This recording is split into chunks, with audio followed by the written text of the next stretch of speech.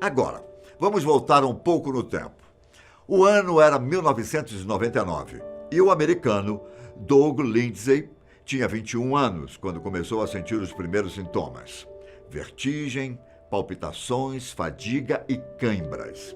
Doug estava prestes a iniciar o último ano do curso de biologia, quando começou a desenvolver a mesma doença que atormentava sua mãe e tia há anos.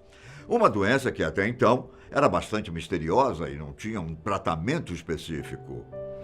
E ao contrário da primeira história que eu te contei, a busca pela cura levou mais tempo do que o esperado. Foram necessários 11 anos e muito estudo até Doug achar a resposta.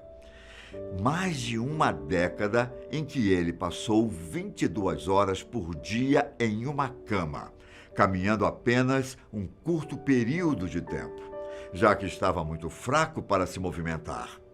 Depois de passar por muitos médicos e especialistas, da mesma forma que a mãe e a tia, Doug pegou os mais variados livros de medicina, muitos que tinha adquirido durante o curso de biologia, e estudou como se sua vida dependesse daquilo.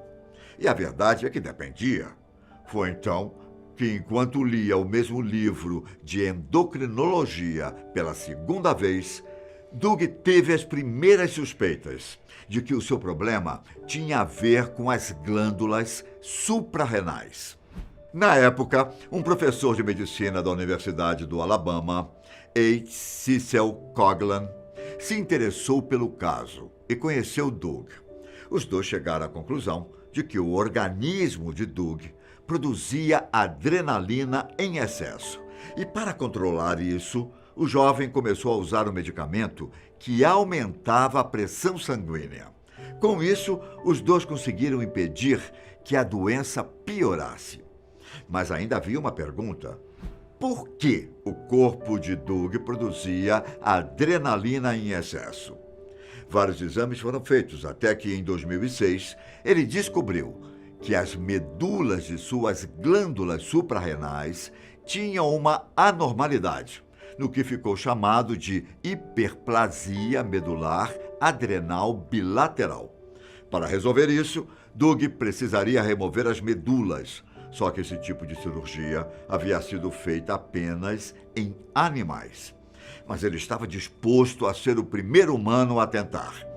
Foi em 2010, depois de desenvolver o método para a própria cirurgia, que ele reuniu médicos dispostos a realizar o procedimento.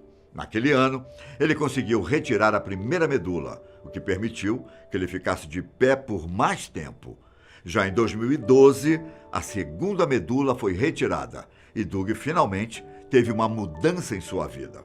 A mãe dele acabou falecendo em 2016, sem ter realizado a mesma cirurgia, pois o estágio da doença dela estava muito avançado.